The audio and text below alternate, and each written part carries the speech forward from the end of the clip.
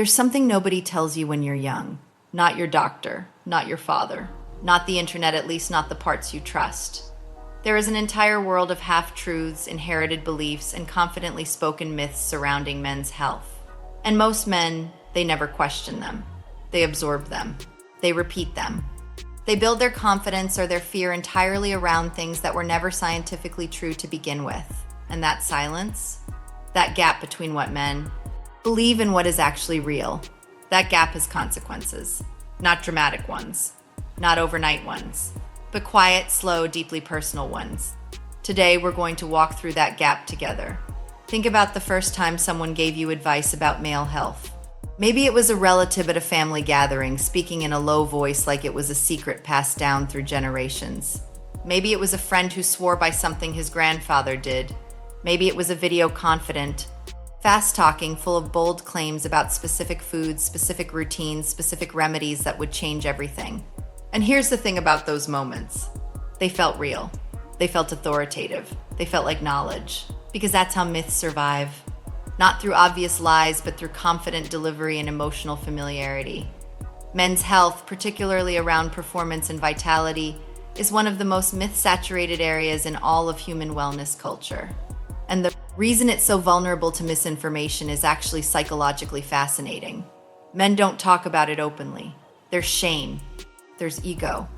There's the constant pressure to appear strong, capable, and unshakable. So when a remedy is offered, especially a natural one, a traditional one that doesn't require a doctor's visit or an uncomfortable conversation, it gets accepted quickly, quietly, without scrutiny. And that acceptance, it shakes beliefs that last decades. Let's talk about what actually happens when a man starts believing in an unverified remedy. First, there's hope. That initial burst of psychological optimism that comes when you feel like you've found a solution. Maybe it's garlic. Maybe it's a particular combination of herbs that someone swore by. Maybe it's a specific food that's been circulating on social media with hundreds of thousands of views and confident narration. The hope feels good. It feels empowering. And for a short period, something interesting happens. It might actually seem to work. Not because of the food, not because of the remedy, but because of belief itself. The placebo effect in men's health is extraordinarily powerful and dramatically underestimated. When a man believes something is working, his stress reduces. His anxiety around performance softens. His psychological state shifts and his body responds accordingly. So the remedy gets the credit. The belief was the real mechanism, but the remedy gets the credit. This is where the cycle begins. He tells a friend. The friend tries it. The friend has a similar experience because, again, belief and reduced anxiety were always the more powerful variables. And now a myth has been personally verified, twice, by real people, with real experiences, which makes it feel true. But here's what's actually happening beneath the surface. The root issue: stress, lifestyle, diet in a broader sense, sleep deprivation, sedentary habits, unaddressed anxiety. That issue hasn't been touched. It's still there, quietly compounding. And the man who spent 3 months eating specific foods believing they were solving his problem is no closer to a real solution than when he started. That's not just harmless belief. That's lost time. There's a moment in every man's health journey where one of two things happens. Either the myths get questioned or they get more deeply embedded. And what determines which direction it goes is usually one thing: whether the man has access to accurate, non-judgmental information delivered in a way that doesn't make him feel ashamed for not already knowing it. This is why health literacy matters so much more than we give it credit for. Because the moment a man starts understanding his own biology, even at a basic level, the myths start losing their power. Not dramatically, not all at once. But slowly, the emotional grip of those inherited beliefs begins to loosen. He starts asking different questions. Instead of which food will fix, he starts asking what is actually affecting my body and why. That shift from magical thinking to biological understanding is one of the most quietly powerful transformations in men's wellness. And it almost never starts with a dramatic revelation. It starts with one piece of accurate information landing at the right moment. Let's go deeper into the psychology of why men are so susceptible to health myths, particularly around performance. The first factor is emotional vulnerability, masked as confidence. Men in most cultures are socialized to project strength. which means the areas where they feel genuinely uncertain, particularly around sexual health and performance, carry a disproportionate amount of psychological weight. The ego investment in those areas is enormous. An enormous ego investment creates enormous susceptibility to promises of easy solutions. The second factor is the source problem. Most men get their health information from informal channels, friends, family, social media, traditional passed down knowledge. These sources feel trustworthy because they come from people we know and trust. But trustworthiness of the source does not equal accuracy of the information. A loving grandfather can pass down a deeply incorrect belief with complete sincerity. The third factor is the complexity aversion. Real health improvements require consistent, multivariable changes: sleep, diet broadly, exercise, stress management, sometimes medical consultation. That's complicated. That requires effort across multiple areas with delayed results. A single food that promises fast results is psychologically far more appealing, even when intellectually we know it sounds too simple. These three factors combine to create a perfect environment for myths to not just survive, but to thrive. And the specific myths around garlic, onions, honey, various herbs, and traditional foods, they don't persist because people are foolish. They persist because they're psychologically well packaged, natural, traditional, culturally familiar, low effort, and surrounded by enough anecdotal evidence to feel validated. But psychology and biology are different conversations.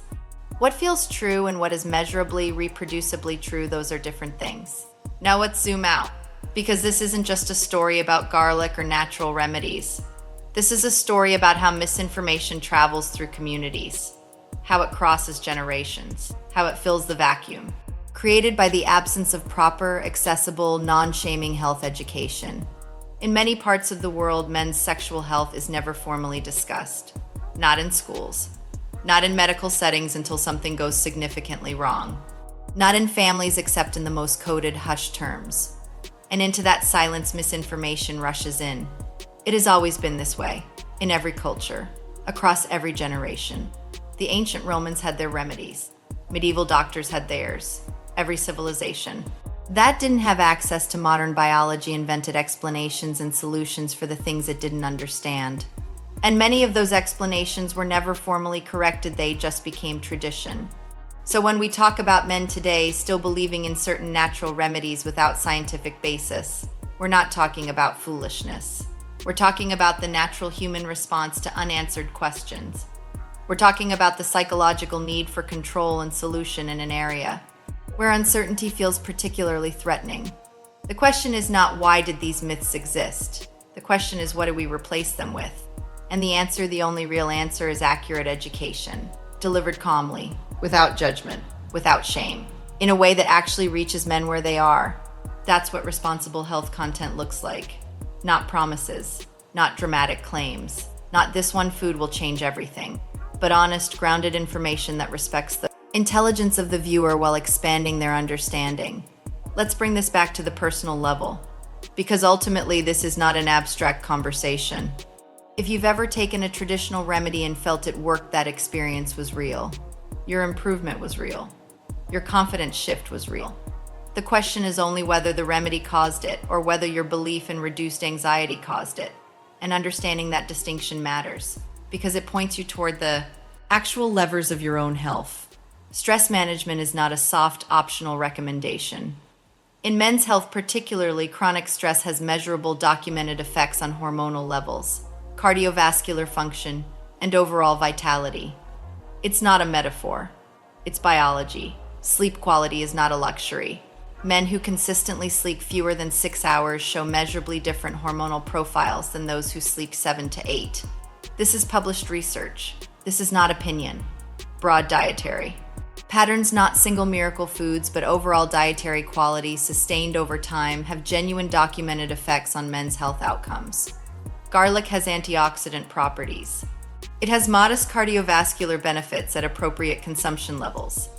What it does not have is the dramatic, specific, rapid performance effects that are routinely claimed for it. The gap between what's claimed and what's proven is significant.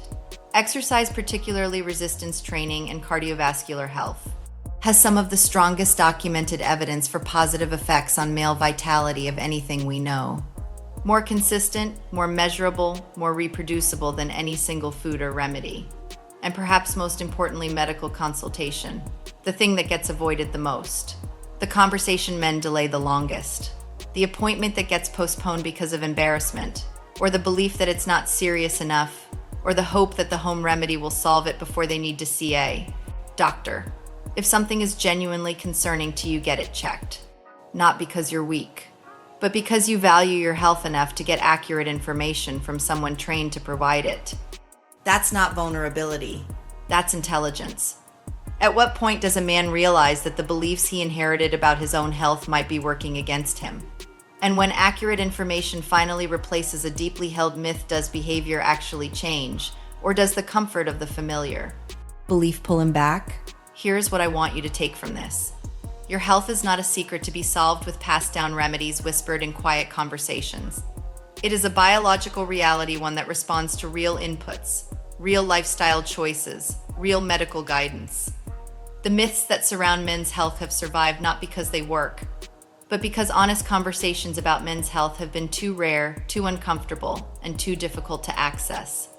You are not obligated to carry forward beliefs that don't serve you. You are allowed to question what you were taught. You are allowed to seek accurate information. You are allowed to take your own health seriously, not because something has gone wrong, but because prevention is always more powerful than correction. The most masculine thing a man can do for himself is understand how his own body actually works. Not how tradition says it works, not how social media claims it works, but how it actually biologically, measurably works. That knowledge is not threatening, it's liberating. And it starts with one honest question, not to a remedy, not to a rumor, but to a qualified professional who can give you what no home tip ever truly could: the truth.